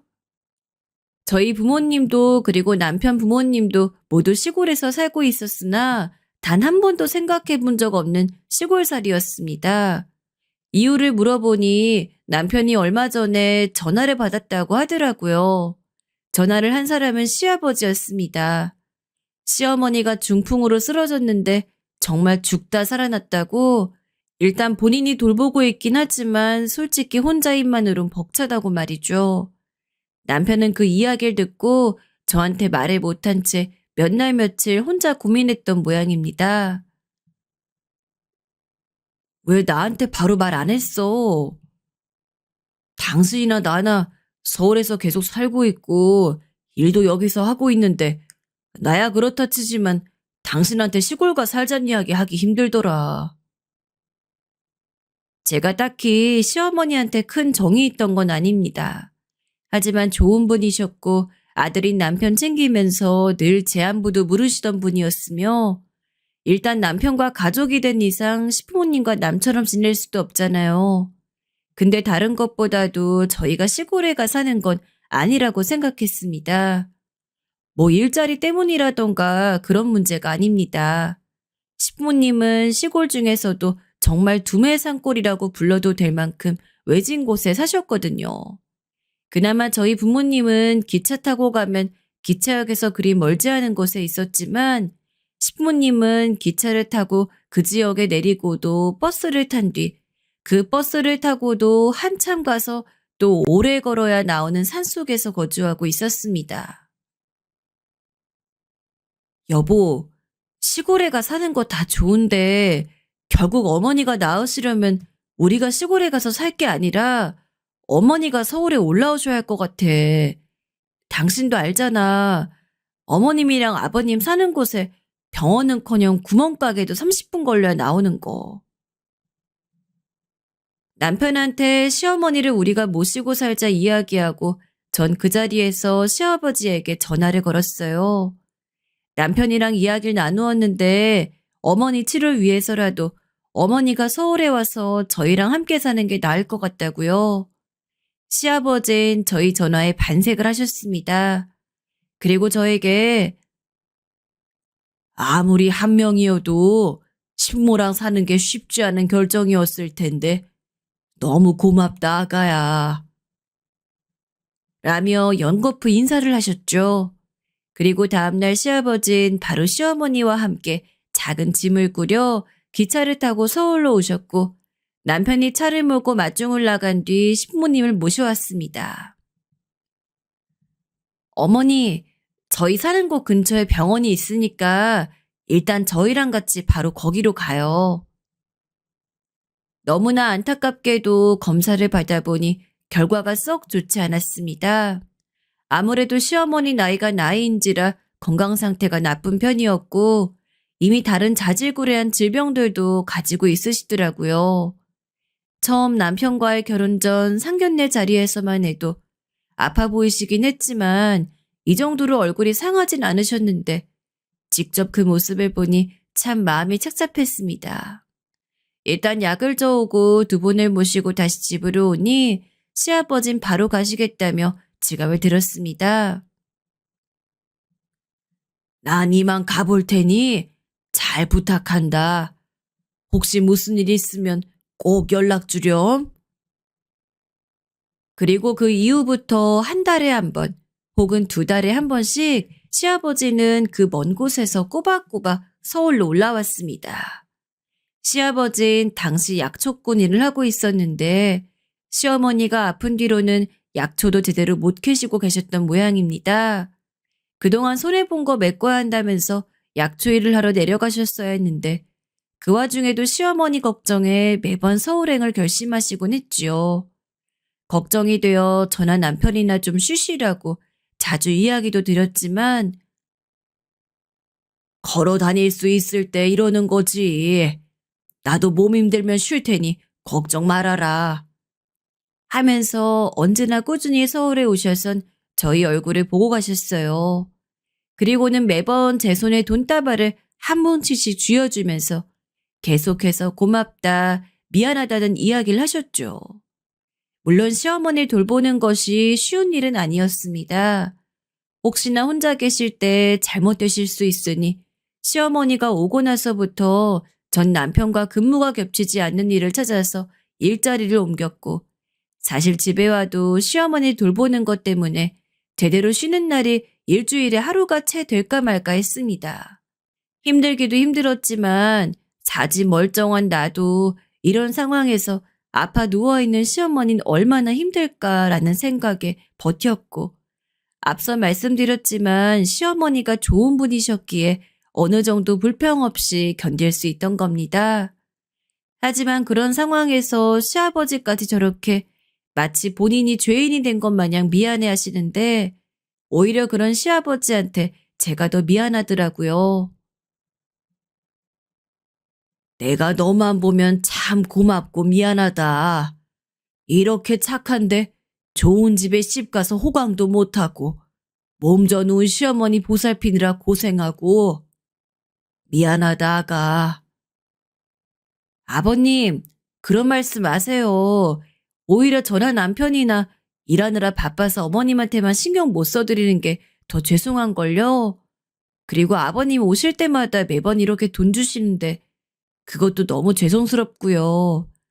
저희가 챙겨드려야 하는데 번번이 감사하고 죄송해요, 아버님.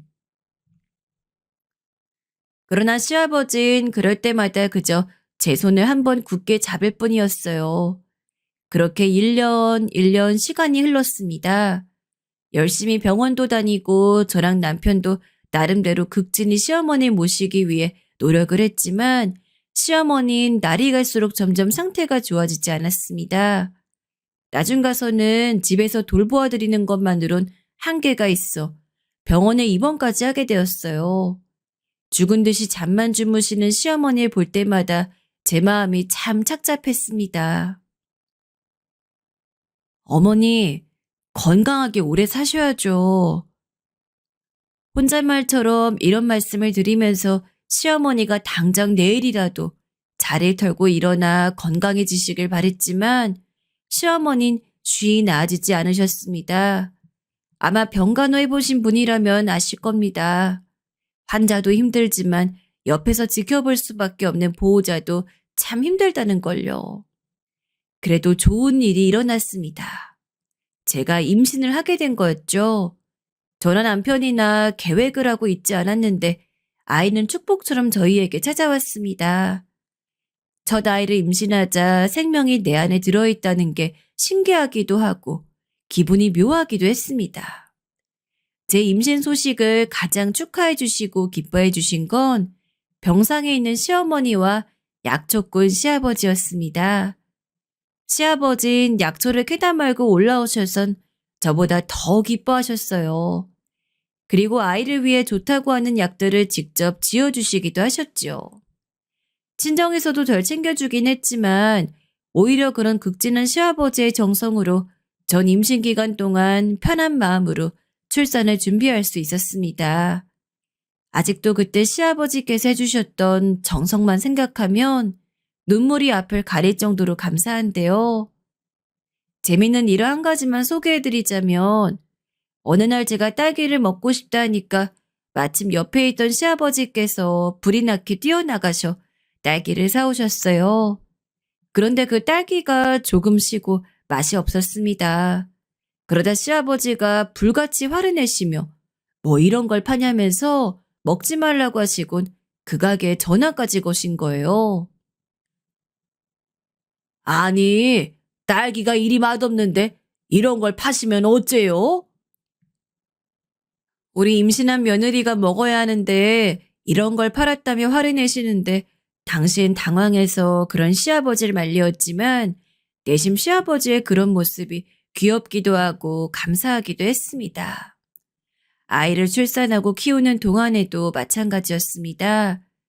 아이를 출산한 후 남편이 직장에 나가고 혼자 집에서 애를 보다 보니 사실 힘들기도 하고 외롭기도 할 때가 많았는데 그때마다 시아버지께서 전화가 오시곤 하셨습니다. 아마도 이건 제가 부모님에게 큰 정을 못 받고 자란 탓도 있을 겁니다. 부모님은 저를 나름의 방식대로 사랑해 주시긴 하셨지만 제가 바라는 사랑의 크기만큼 저를 어여삐 해주시진 않았어요. 일단 집에 자식들이 너무 많았고 또 부모님도 일도 바쁘시다 보니 남들보다 조금 섬세하고 여린 제 마음까지 보듬어 주시진 못한 것 같습니다. 그 바람에 어렸을 때부턴 마음이 외롭고 공허한 적이 많았는데 시아버지께서 그 부분을 많이 채워주신 것 같아요. 며느라, 아마 네 부모님도 너를 많이 애끼고 사랑했을 거야. 다만 시간이 없으시고 여유가 없으셨던 거지. 네가 사랑받지 못했다고 생각지 말아라.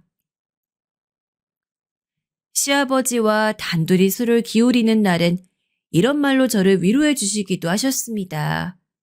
사람이 사람에게 줄 수 있는 게 위로란 말이 있듯 시아버진 제게 그런 위로를 선물해 주신 분이었어요. 또 시어머니가 이런 시아버지를 만나 사셨던 게 너무나 다행이란 생각이 절로 들었지요. 허나 그러던 어느 날이었습니다. 병원에서 시어머니의 상태가 급격히 나빠졌다는 소식이 들려왔어요. 조금은 예상하고 있었지만 막상 이런 일이 닥치니 슬픔이 눈앞을 가렸습니다. 눈물만 줄줄 흘렸지요. 남편의 손을 꼭 잡고 병원에 갔는데 시어머니는 이미 죽음을 준비하고 계신 듯 아주 느릿느릿 숨을 쉬고 계셨어요. 어머니, 저 왔어요.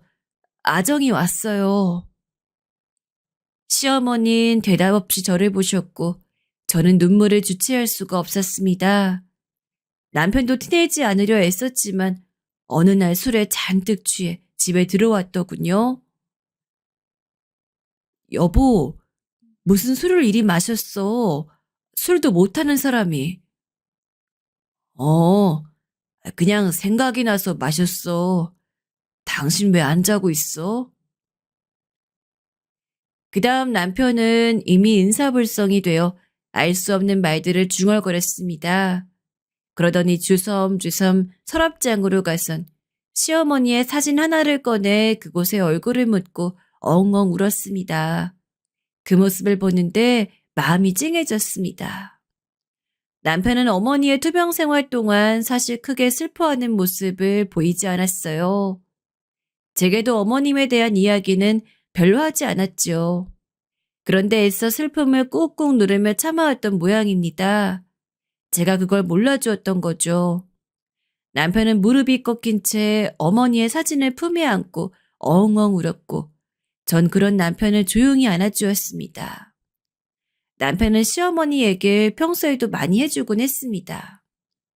어렸을 적 시어머니가 누룽지를 해주셨던 기억, 받아쓰기를 틀려 눈물이 쏙 빠지게 혼이 났던 기억, 눈이 오는 날 어머니와 함께 뜨끈한 잔치국수를 말아먹었던 기억, 남편에겐 시어머니에 대한 포근하고 따뜻한 기억이 참 많았어요.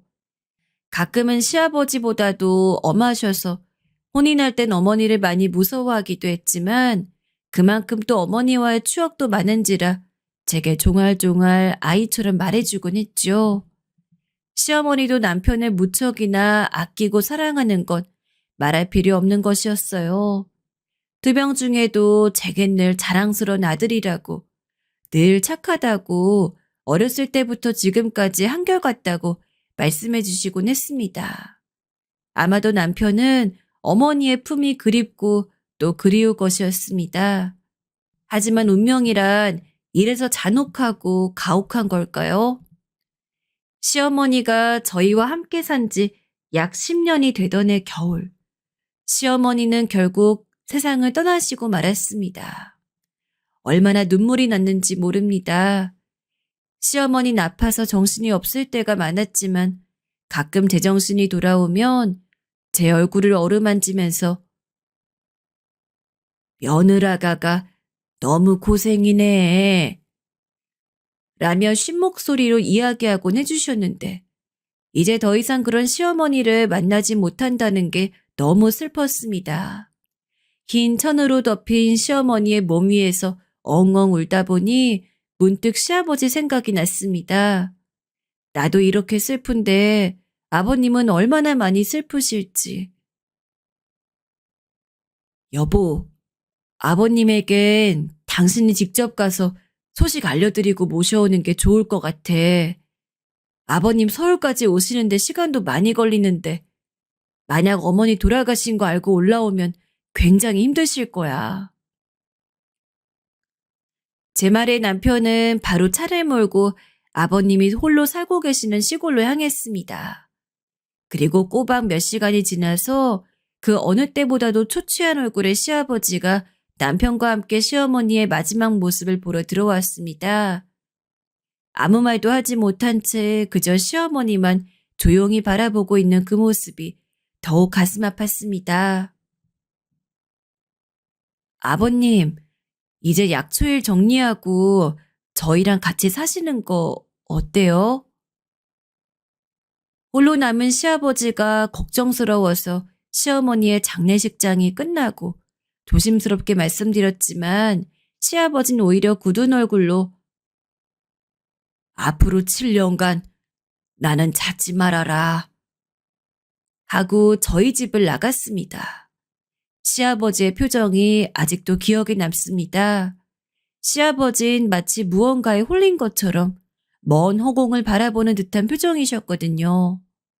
그런 얼굴로 나를 찾지 말라 하셨으니 얼마나 걱정이 되었겠어요. 그냥 해보신 말씀일 거라고 생각해도 정말 그 이후로 시아버진 땅으로 꺼졌는지 하늘로 솟았는지 저나 남편이 아무리 연락을 해도 받진 않았어요. 그런데 이제 경찰에 연락을 해야 하나 걱정을 하고 있었을 즈음 약초와 농산물이 집에 배달이 되었습니다. 바로 시아버지로부터 온 거였어요. 그제야 저도 남편도 마음의 짐을 조금 덜어내었습니다. 아, 그래도 다행히 우리 아버님께서 나쁜 마음은 먹지 않으셨구나. 너무 다행이다 싶었지요. 약초와 농산물을 받은 이후 아버님께 곧바로 연락을 드려보았지만 아버님은 여전히 연락을 받지 않으셨습니다. 그나마 시아버지의 생사를 알 수 있는 것은 주기적으로 배달되는 약초와 농산물 뿐이었어요. 당장이라도 어디 계시냐고, 왜 이렇게 저희를 걱정시키냐고 여쭙고 싶었지만 그래도 이런 식으로나마 소식을 전해오는 게 불행 중 다행이라고 생각하며 저는 그저 같은 곳에서 열심히 일을 했습니다. 저희에겐 키워야 하는 아이가 있었으니까요. 전 아버님이 얼른 돌아오셨으면 했습니다. 7년이란 시간이 아니라 그 전에 오셔서 남편을 위로해 주었으면 했어요. 남편은 아버님이 떠나신 이후 생각보다 많이 힘들어 했습니다. 원래 그런 표정을 쉽게 드러내는 사람이 아닌데도 가끔 술도 마시고 누구보다 우울한 표정으로 조용히 방에 들어가 있는 일이 많아졌어요. 가끔은 그저 멀리서 지켜만 봤지만 너무 힘들어 보일 땐 조용히 다가가서 위로를 해주었습니다. 아버님은 그 누구보다 더 힘드실 거야. 오래 함께해온 아내가 갑작스레 하늘나라에 가게 된 거니까. 나도 아버님이 이렇게 갑작스레 사라질 줄은 몰라서 걱정도 되고 당황스럽지만 아버님 분명 잘 살고 있으실 거야. 그리고 나중에 건강하게 다시 나타나실 거고. 하지만 제 위로가 부족했던 걸까요? 남편은 그럴 때마다 고개를 푹 숙이고 아무 말 없이 방에 들어가 잠만 잤습니다. 남편은 마치 잠에 빠지기라도 한 것 마냥 계속 잠을 잤어요. 가끔은 그런 남편이 걱정스럽고 안쓰러워 일부러라도 한 번씩 깨우곤 했지만 남편은 도통 일어나려 하지 않았습니다. 뭐가 그리 피곤한지 하루 12시간은 자는 것 같은데도 남편은 계속 피곤해했어요. 나중엔 혹시 갑상선이나 간에 이상이 있나 해서 병원에 가보자고 했는데도 남편은 그냥 잠이 많아진 거라며 신경 쓰지 말라 했습니다. 한숨만 자꾸 새어나왔습니다. 도대체 남편을 어떻게 달래줘야 하는 건지, 남편이 이대로 아버님이 돌아오실 때까지 영영 이 상태에 머무를까 겁이 나기 시작했어요. 전 나름대로 최선을 다해보려 했습니다. 남편이 평소 좋아했던 영화관에 끌고 가보기도 했고 같이 수목원에 가서 좋은 공기를 쐬고 오기도 했어요. 그러나 저의 어떤 노력에도 불구하고 남편은 원래의 모습으로 돌아오지 않았습니다. 나중엔 점점 화가 났습니다. 여보, 나도 당신 슬프고 힘든 거 이해 못하는 거 아니야. 그래도 조금만 기운 내주면 안 돼? 지금 당신 며칠째 출근도 안 하고 있잖아. 직장도 그만두려는 거야? 남편은 말없이 허공을 쳐다보았습니다. 그곳에 어머니가 있기라도 한 듯, 아버지가 있기라도 한 듯, 허공만 바라보며 제 말에 대답할 생각을 하지 않았어요. 남편은 당시 원하던 직장으로 이직해 자리를 잡아나가고 있는 상황이었습니다. 그런데 이런 일이 터지고 난 후 뭔가 끈이 풀린 사람처럼 스스로 하나둘 중요한 것들을 놓고 있었지요. 솔직히 아이만 없었어도 괜찮았지만 아이가 있는 상황에서 남편이 그런 모습을 보이니 조금은 마음이 답답했습니다. 저라도 나서 돈을 벌어야 하나 생각까지 했지요. 결국 남편은 직장을 그만두었습니다. 그리고 저는 친정엄마에게 전화해서 아이를 봐달라고 부탁하곤 제가 일을 나가기 시작했어요. 남편에게 아이를 보라고 하고 싶었지만 남편의 현재 상태로 보아 아이를 맡길 수도 없을 것 같았어요. 엄만 제게 남편 어쩌면 좋으냐고 한숨을 푹푹 쉬시곤 했지만 어쩔 도리가 있나요? 전 말없이 신발끈을 묶고 김밥집으로 출근을 시작했습니다. 할 수 있는 일이 많지 않아서 김밥집에서 김밥을 만들고 써는 일을 했는데 생각보다 고되었습니다. 특히나 손님이 많은 집이어서 쉬는 시간 없이 계속 일을 해야 했어요. 사장님이 좋으신 분이라 일이 많은 달엔 월급보다 더 챙겨주시긴 했지만 그것만으론 아이 학원비며 저희 생활비를 책임지기가 솔직히 버거웠지요. 그렇다고 친정엄마에게 손을 벌릴 수도 없어 늘 허덕이며 생활을 해나가곤 했습니다. 하지만 그렇게 집에 돌아오면 남편은 쥐죽은 듯 잠을 자고 있고 전 내일 또 일을 나가야 하고 제 인생이 가장 어두웠던 시기여서 그런지 그때를 생각하면 아직도 가슴 한켠이 아려옵니다. 그리고 당시 시아버지가 무척 보고 싶었습니다. 저를 따스하게 위로해 주셨던 시아버지. 시아버지가 돌아오셔서 이 모든 상황을 해결해 주었으면 좋겠다고 몇 번이나 생각하고 생각했습니다. 오죽하면 꿈에서 시아버지를 만나 부둥켜 안고 엉엉 울었으니까요. 다행히 남편은 차츰차츰 돌아오기 시작했습니다. 하늘에 계신 시어머니께서 도움을 주신 건지 남편은 다시 직장을 잡았고 꼬박꼬박 출근도 했습니다. 남편이 출근해서 돈을 벌어오니 자연스레 저는 일하는 시간을 줄여나가고 그 시간에 아이를 봐줄 수 있었어요. 당신 돌아와줘서 고마워. 전 남편을 끌어안고 그리 말했고 남편도 걱정하지 말라며 저를 다독거렸어요. 저희 가족은 천천히 균형을 잡아나갔고 원래의 행복감을 되찾아 나갔습니다. 그렇게 저도 터널에서 조금씩 빠져나왔죠. 그 시간이 흐르고 흘러 거의 7년이 되어 갔습니다. 그 시간 동안 아이도 부쩍 컸고 저도 남편도 나이가 들었고 무엇보다 시아버지 생각이 많이 났습니다. 이제 나타나실 때가 됐는데 저만의 생각이 아닌지 남편도 그런 말을 하곤 했습니다. 아버지가 왜 연락이 없으시지? 곧 연락 오실 거야. 약속하셨으니까. 말은 그렇게 했지만 저도 당연히 시아버지 나이를 생각하면 좋지 않은 생각이 먼저 들긴 했습니다. 제겐 아버지와 다름없는 분이셨던지라 더더욱 그랬지요. 그래서 남편 몰래 밖에 나가 정처 없이 길거리를 헤매며 마음을 정리하고 오기도 했습니다. 하지만 7년이 지나도 시아버지는 모습을 드러내지 않았습니다. 바빠서 그런 걸 거라고 생각해도 언제부턴가는 매달 한두 번씩 배달이 오던 약초와 농산물들도 뚝 끊겼습니다. 그런 생각을 안 하고 싶어도 아예 소식 자체가 끊기다 보니 자연스레 부정적인 생각이 먼저 들었습니다. 그때부터는 저도 남편도 여러 방면으로 수소문을 해보고 심지어는 경찰에까지 신고를 했으나 반년이 넘도록 아무 소식도 들을 수 없었어요. 저도 남편도 너무 걱정이 되었고 특히나 전 날마다 눈물바다였어요. 혹시나 나쁜 생각을 하신 건 아닐까? 혹시나 길거리에서 무슨 일을 당하신 건 아닐까? 별의별 생각이 다 들었습니다. 좀 더 일찍 시아버지를 찾을 걸 하는 후회도 생겼어요. 아버님께서 농작물을 보내오니 잘 살고 계실 거라 막연히 믿었는데 그 믿음이 깨지자 미칠 것만 같았죠.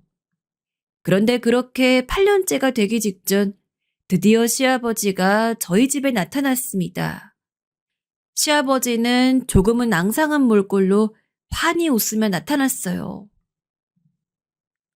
아버님, 대체 어디 있다 이제 오신 거예요? 저희가 얼마나 걱정을 했는데 가끔 농산물이나 약초만 보내시고.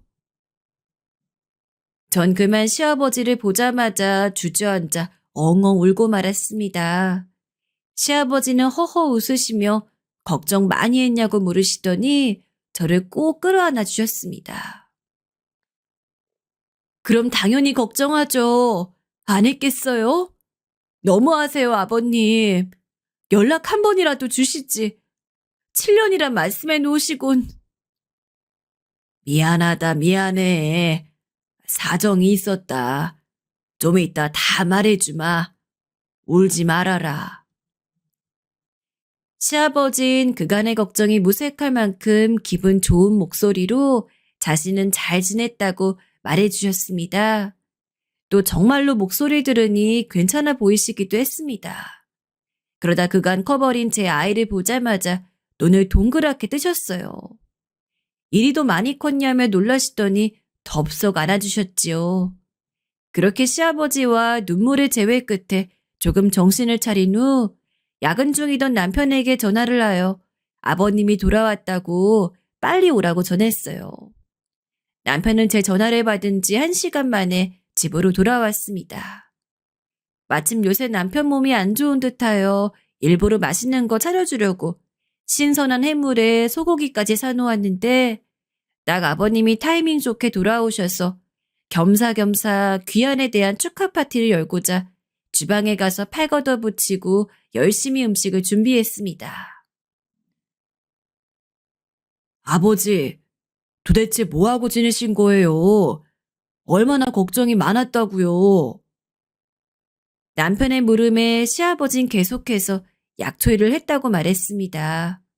시어머니를 갑작스럽게 잃은 것 때문에 마음을 정리할 겸 오래 혼자 있고 싶으셨다고요. 그래도 저희에게 연락은 주시지 그러셨어요. 나 잘 지냈다. 그럼 됐지. 니들도 잘 지냈지? 예, 이 사람도 일하고 저도 일하고 바쁘게 지냈어요, 아버지. 저희는 오랜만에 밥상에 둘러앉아 이런저런 그간 살아온 이야기를 나누었습니다. 무려 8년 만이었어요. 이렇게 둘러앉아 서로의 얼굴을 바라보며 밥을 먹고 대화를 나누는 것도 너무도 그리워하던 것이었죠. 그런데 이상한 모습이 포착되었습니다. 시아버지가 영 숟가락을 잘 들지 못하셨어요. 밥도 잘 드시지 못했는데 그걸 숨기려고 일부러 계속 이야기만 하시는 느낌이었어요. 아버님, 안색이 너무 안 좋으신데 내일 병원 한번 가봐요. 가서 영양제라도 맞으면 좀 나을 것 같아요. 그런데 시아버지가 갑자기 버럭 화를 내면서 내가 병원을 왜 가? 안 간다. 라며 소리 질렀습니다. 한 번도 시아버지가 언성을 높인 적이 없어 저랑 남편 모두 놀라가지고 아버님을 보는데 아버님 이마 한편에 식은땀이 줄줄 흐르고 있더라고요. 아무리 봐도 뭔가 이상해서 아버님, 지금 이럴 게 아니라 병원 가봐야 할 것 같아요. 여보, 나가서 차 빼놔. 라고 어떻게든 시아버지를 일으키려는데 절대로 안 가겠다면서 너무도 완강히 거부하셨습니다. 귀가 아플 정도로 소리 지르시는 걸 남편이 간신히 모셔서는 병원에 가는데 시아버지는 그때부터 아무 말씀도 안 하시더라고요. 제가 딱히 눈치가 있는 편은 아니지만 그때는 누가 봐도 시아버지가 뭔가 숨기는 것이 있는 느낌이었습니다.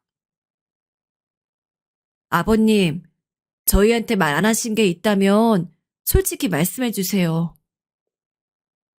제가 오늘 띄우고도 한참 동안 아무 말씀도 안 하시던 아버님은 길고 긴 침묵 끝에 조용히 이야기를 꺼냈습니다. 사실 이미 2개월쯤 전에 몸이 너무 안 좋아져서 병원에 가 검사를 받았고 그 검사 결과에서 대장암 판정을 받아 시한부 인생을 살고 있다고요. 너무 충격적이어서 뭐라고 할 말이 없었습니다. 그렇게 정정하시던 분이 얼굴 못 본 새에 갑자기 시한부가 되었다니. 겪어보지 않으신 분들은 모르겠지만 정말 갑자기 머리에 누가 망치로 둔탁하게 내려치는 기분이었습니다. 남편은 좀 더 속도를 내서 병원에 향했고 다시 한번 검사를 받으면서 혹시나 모를 기적을 꿈꾸었습니다. 시어머니가 돌아가셨을 때의 슬픔으로부터 벗어나긴 했지만 그 이후로부터 긴 시간 동안 시아버지 걱정만 하며 살아왔는데 정말 오랜만에 다시 만나자마자 또 영영 이별을 할 수도 있다는 게 믿기지 않았고 그런 일이 일어나리라는 상상만 해도 속이 답답했습니다. 시아버지 곁에 서서 선생님의 말을 기다리는데 1분이 천년과 같았습니다. 상태가 안 좋으셔서 바로 입원하셔야 할 것 같아요. 최선을 다하겠지만 마음의 준비는 하셔야겠습니다. 하늘도 무심하시지. 시아버지는 그럴 줄 알았다는 얼굴로 묵묵한데 전 눈물이 터져서 그 작은 진료실이 떠나가라 엉엉 울었어요. 나중엔 너무 울어서 얼굴이 퉁퉁 부어올랐지요. 시아버지는 가장 힘드실 텐데도 오는 저를 달래며 괜찮다, 괜찮다 하셨습니다. 아버님, 얼른 입원해요. 오늘 보니까 걷는 것도 힘들어 하시는데 더 늦기 전에 수술 받고 그러면 나으실 수도 있잖아요. 전 하루라도 빨리 시아버지가 병원에 입원해서 치료를 받기를 바랬습니다. 시어머니처럼 그렇게 허무하게 보내고 싶지 않았습니다. 무엇보다 제게 커다란 은혜를 베풀어 주신 분이니만큼 어떻게든 아버님을 살리고 싶었어요.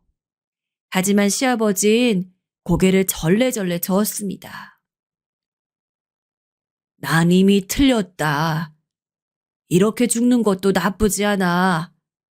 고향에 가자. 시아버진 돌연 저와 남편에게 내가 살던 집에 가야 한다. 더 늦으면 안 돼. 라며 그 늦은 저녁에 갑자기 고향에 가야 한다고 했습니다. 당연히 저와 남편은 만류했죠.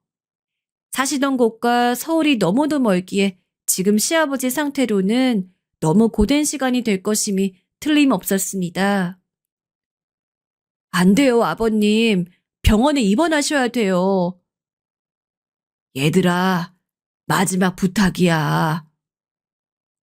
하지만 시아버진 요지부동이셨어요. 저와 남편의 손을 꼭 잡으면서 내 마지막 소원이다. 내가 그곳에 놔두고 온 게 있어. 너희한테 꼭 전해줘야 할 물건이라 같이 가야 한다. 다녀오면 내 아무 말 없이 입원하고 치료받으마. 라며 간절한 얼굴로 저희를 바라보았습니다. 무슨 물건인지 저희는 알 길이 없었지만 시아버지가 너무도 간곡히 부탁하셨기 때문에 결국 하는 수 없이 병원에서 나와 차를 몰고 셋이 함께 시아버지가 살던 곳으로 향했어요. 그곳으로 향하는 동안 전 눈물을 그치기 위해 갖은 애를 썼지만 쉽지 않았어요. 도대체 왜 병원에 입원하지 않고 고향에 가야 한다는 건지, 꼭 전해줄 물건이라는 게 뭔지, 시아버지의 의중이 궁금했지만 아버님은 그 어떤 말도 하지 않으셨습니다. 그나마 차가 막히지 않아 다행이었죠. 무려 6시간이 넘는 대장정이었어요. 오랜 시간 차를 타느라 시아버지 안색이 실시간으로 안 좋아졌기에 남편은 종종 휴게소에 들려 쉬면서도 다시 차를 몰 때면 최대한 엑셀을 밟았습니다. 그렇게 오랜 시간 운전을 한 끝에 드디어 시아버지가 사시던 곳 근처 산에 도착했어요. 남편은 차를 대충 주차한 뒤 시아버지를 업고 산을 오르기 시작했어요. 한 10분 정도 그렇게 오르니 거의 쓰러질 것 같은 낡고 허름한 집이 보이더라고요. 당장 허물어도 이상하지 않을 곳에 시아버지가 생활했던 흔적이 보이는데 순간 눈물이 나는 걸 참았습니다. 시아버진 조용히 본인의 짐을 정리하더니 저와 남편에게 집 천장을 뜯어봐라. 어차피 이제 더 이상 이 집에 살 수도 없으니 원래 너희에게 주려던 걸 줘야지. 라며 무슨 두꺼운 꼬챙이 하나를 넘겨주었습니다. 무슨 일인가 싶었지만 남편은 자기 머리 위 천장에 꼬챙이를 꽂고 이리저리 뜯어냈습니다. 작은 나무로 만들어진 천장이기에 천장은 힘없이 부서져서는 바닥으로 우수수 그 잔해를 쏟아냈습니다. 근데 쏟아진 것은 나무 잔해뿐만이 아니었어요. 대체 얼마인지도 모를 현금 다발들이 땅바닥으로 묵직하게 툭툭 떨어졌습니다. 깜짝 놀라서 아버님, 이게 다 무슨 돈이에요? 라며 물었지만 시아버진 아무 말도 하지 않고 혼잣말처럼 그래, 내가 죽을 때 죽더라도 이건 주고 죽어야지. 이거 못 주고 갔으면 어쩔 뻔했어. 라며 방 한켠에 놓여져 있는 큰 가방에 돈을 차곡차곡 담았어요. 알고 봤더니 시아버진 그동안 약초일을 하면서 모아둔 돈을 늘 천장에 넣어두고 사셨던 겁니다. 종종 남편이 통장 하나 만들어 드릴 테니 거기다 돈을 모으라 해도 돈은 늘 내가 가지고 있어야 한다. 라고 단호하게 말씀하시던 분이라 그런가 보다 했는데 다른 곳도 아니고 천장에 이토록 많은 돈을 숨겨뒀다니. 시아버지의 행동에서 이미 떠날 준비를 하는 분의 흔적이 보여 전 시아버지의 손을 잡고 이 돈 못 받는다고 빨리 병원 가서 치료받고 셋이 행복하게 잘 살자고 이야기했지만 시아버지는 그저 웃으면서 내 살아생전 너 같은 며느리 만난 게 큰 복이다. 복이야. 라며 다른 말은 덧붙이지 않았습니다. 어영부영 시아버지가 남겨주신 돈을 챙기고 착잡한 마음으로 서울에 돌아와 바로 입원 수속을 밟았지만 시아버지는 마치 마지막 수건을 마쳤으니 이제 떠날 때가 되었다는 듯 딱 일주일 만에 돌아가셨습니다. 시아버지가 유산처럼 남겨주신 돈은 무려 3억이나 되었어요. 일평생을 약초꾼으로 사시면서 자식에게 남겨주려고 돈을 모으셨던 시아버지. 아마 시어머니 살아계실 적에 서울 올라올 때마다 주시던 돈다발도 그 돈에서 하나하나 꺼내주셨던 모양입니다. 시아버지가 남겨주신 돈 덕분에 저희 자식들 결혼도 시키고 작은 딸은 유학도 보내고 행복하게 잘 살고 있는데 가끔 이렇게 가만히 앉아 여유로이 시간을 보낼 때면 인자하게 웃으시던 시아버지 얼굴이 생각나네요. 이제 다신 볼 수 없는 얼굴인지라 너무도 그립지만 저 하늘나라에서 시어머니랑 같이 오순도순 사실 거라고 상상하면 그래도 버틸 수 있는 것 같습니다.